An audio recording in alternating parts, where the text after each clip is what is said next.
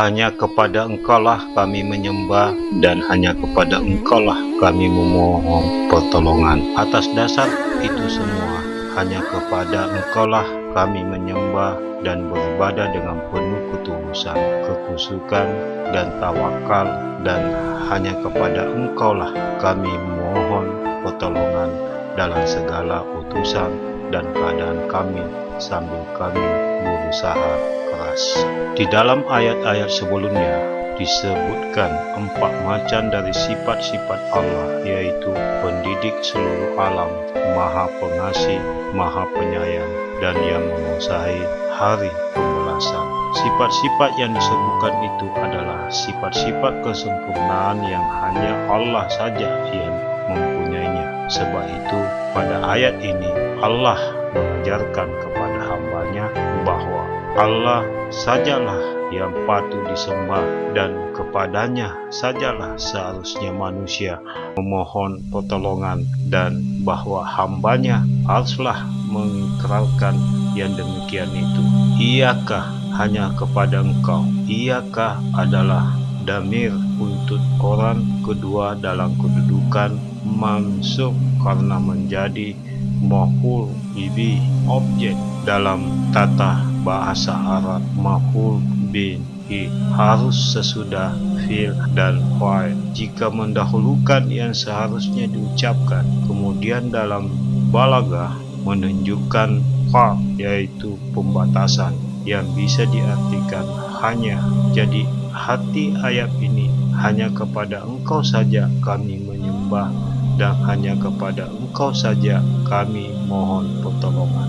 Iyakah dalam ayat ini diulang 2 kali, gunanya untuk menegaskan bahwa ibadah dan isti'anah, meminta pertolongan, itu masing-masing khusus dihadapkan kepada Allah, serta untuk dapat mencapai kelesatan munajat berbicara dengan Allah. Karena bagi seorang hamba Allah yang menyembah dengan segenap jiwa dan raganya, tak ada yang lebih nikmat dan besar perasaannya daripada bermunajat dengan Allah.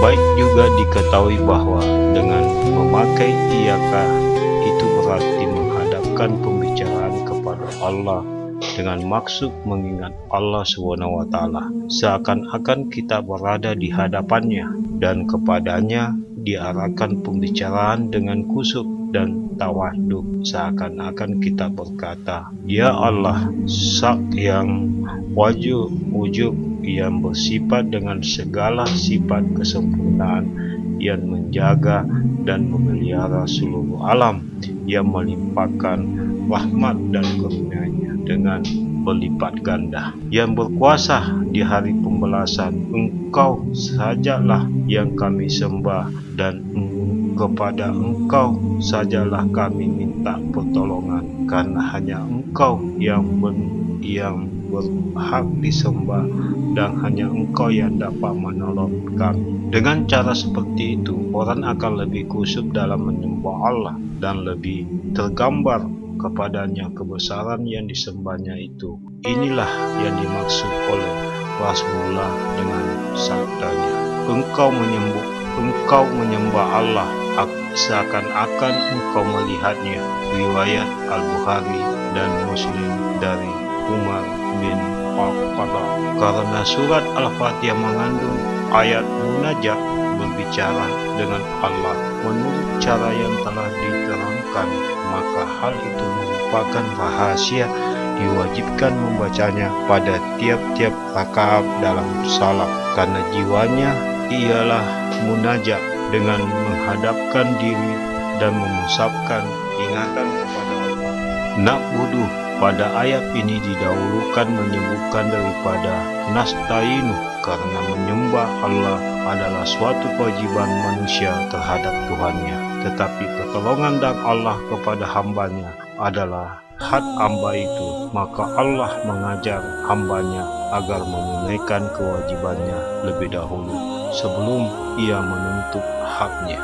Melihat kata-kata na'budu dan nasta'inu, kami menyembah, kami minta tolong, bukan abdu dan astainu, saya menyembah dan saya minta tolong adalah untuk memperlihatkan kekelemahan manusia. Tidak selayaknya manusia mengemukakan dirinya seorang saja dalam menyembah dan memohon pertolongan kepada Allah, seakan-akan penunaian kewajiban beribadah dan permohonan pertolongan kepada Allah itu belum lagi sempurna, kecuali kalau dikerjakan bersama-sama. Kedudukan tauhid di dalam ibadah dan sebaliknya. Ibadah secara istilah ialah semua perkataan, perbuatan, dan pikiran yang bertujuan untuk mencari ridho Allah.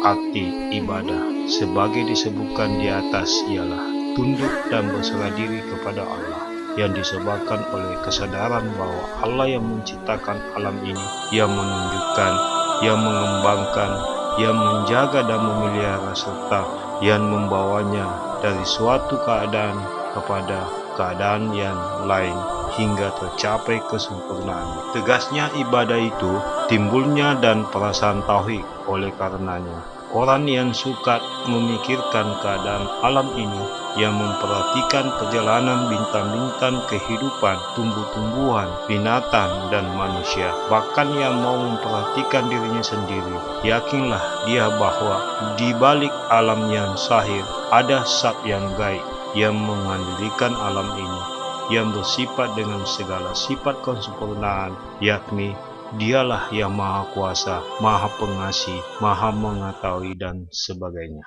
Maka tumbuhlah dalam sanubarinya perasaan bersyukur dan berhutang budi kepada Zat yang Maha Kuasa, Maha Pengasih, dan Maha Mengetahui. Perasaan inilah yang menggerakkan bibirnya untuk menuturkan pujian-pujian, dan yang mendorong jiwa dan raganya untuk menyembah dan merendahkan diri kepada Allah yang Maha Kuasa itu sebagai pernyataan bersyukur dan membalas budi kepadanya. Tetapi ada juga manusia yang tidak mau berpikir dan selanjutnya tidak sadar akan kebesaran dan kekuasaan Allah, sering melupakannya. Sebab itulah setiap agama mensyariatkan bermacam-macam ibadah, gunanya untuk mengingatkan manusia kepada kebesaran dan kekuasaan Allah dengan keterangan terlihat bahwa tauhid dan ibadah itu saling mempengaruhi, dengan arti bahwa tauhid menumbuhkan ibadah dan ibadah memupuk tauhid. Pengaruh ibadah terhadap jiwa manusia. Tiap-tiap ibadah yang dikerjakan karena didorong oleh perasaan yang disebutkan itu niscaya berpengaruh kepada tabiat dan budi pekerti. Orang yang melakukannya, umpamanya orang yang melaksanakan salat karena sadar akan kebesaran dan kekuasaan Allah dan didorong oleh perasaan bersyukur dan berhutang budi kepadanya, akan terjauhi dia dari perbuatan-perbuatan yang tidak baik. Dengan demikian, salatnya itu akan mencegahnya dan mengerjakan perbuatan-perbuatan yang tidak baik itu sesuai dengan firman Allah SWT. Sesungguhnya salat itu mencegah dari perbuatan keji dan mungkar. Surat Al-Ankabut ayat 29 sampai 45. Begitu juga ibadah puasa. Ibadah ini akan menimbulkan perasaan cinta dan kasih sayang terhadap orang-orang miskin. Demikian pula seterusnya dengan ibadah-ibadah yang lain. Ibadah yang sebenarnya adalah ibadah yang ditimbulkan oleh keyakinan kepada kebesaran dan kekuasaan Allah, serta didorong oleh perasaan bersyukur kepada Allah. Ibadah yang hanya karena ikut-ikutan atau karena memelihara tradisi yang sudah turun-menurun bukanlah ibadah yang sebenarnya. Kendati pun seakan-akan berupa ibadah, tetapi tidak mempunyai jiwa ibadah, tidak ubahnya seperti patung. Bagaimanapun miripnya dengan manusia, tidaklah dinamai manusia. Ibadah yang semacam itu tidak ada pengaruhnya kepada tabiat dan akhlak. Berusaha berdoa dan bertawakal, istianah, memohon pertolongan, seperti disebutkan di atas, khusus dihadapkan kepada Allah, dengan arti bahwa tidak ada berhak dibohongkan pertolongan kecuali Allah. pada ayat yang lain, Allah menyuruh manusia untuk tolong-menolong dalam mengerjakan kebaikan. Allah berfirman, "Dan tolong-menolonglah kamu dalam mengerjakan kebaikan dan takwa." Surat Al-Maidah ayat 5-2. Adakah pertentangan antara dua ayat itu? Tercapainya suatu maksud atau terlaksananya suatu pekerjaan dengan baik tergantung kepada terpenuhnya syarat-syarat yang dibutuhkan dalam melaksanakan pekerjaan itu, dan tidak adanya rintangan-rintangan yang menghalanginya. Manusia telah diberi potensi oleh Allah, baik berupa pikiran maupun kekuatan tubuh, agar bisa mencukupkan syarat-syarat atau menolak rintangan-rintangan dalam menuju suatu maksud atau mengerjakan suatu pekerjaan. Tetapi ada di antara syarat-syarat itu yang manusia tidak kuasai mencukupkannya. Di samping itu, ada juga rintangan yang tidak mampu ditolaknya.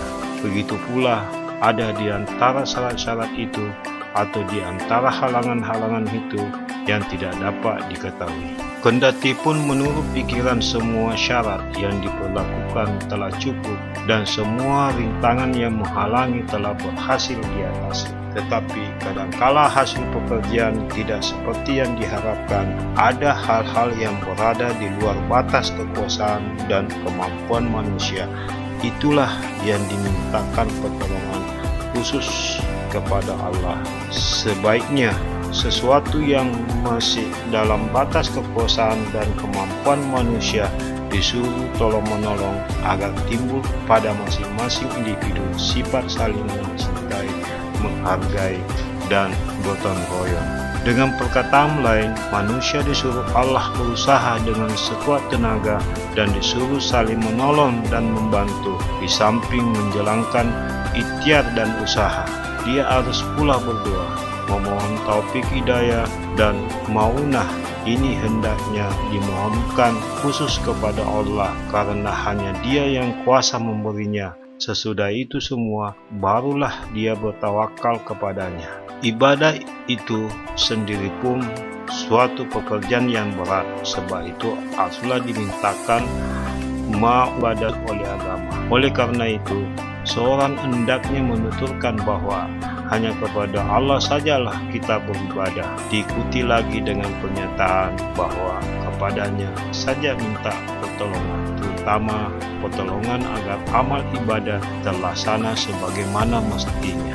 Ayat di atas sebagaimana telah disebutkan mengandung tauhid, karena beribadah semata-mata kepada Allah dan minta maunah khusus kepadanya adalah intisari agama dan kesempurnaan tauhid. Ayat ini tercantum dalam surat Al-Fatihah dalam pembukaan yang diturunkan di Mekah dan terdiri dari 7 ayat. Adalah surat yang pertama-tama diturunkan dengan lengkap di antara surat-surat yang ada dalam Al-Quran dan termasuk golongan surat Makkiyah. Surat ini disebut Al-Fatihah, pembukaan, karena dengan surat inilah dibuka dan dimulainya Al-Quran yang dinamakan Ummul Quran atau yang berulang-ulang karena ayatnya 7 dan dibaca berulang-ulang dalam salam. Dukung channel ini akan update informasi edukasi pengembangan dan pengenalan diri dalam kehidupan semesta alam, atas petunjuk hidayah dan rahmatnya menuju kebahagiaan dan keselamatan dunia akhirat. Silahkan subscribers, like dan share.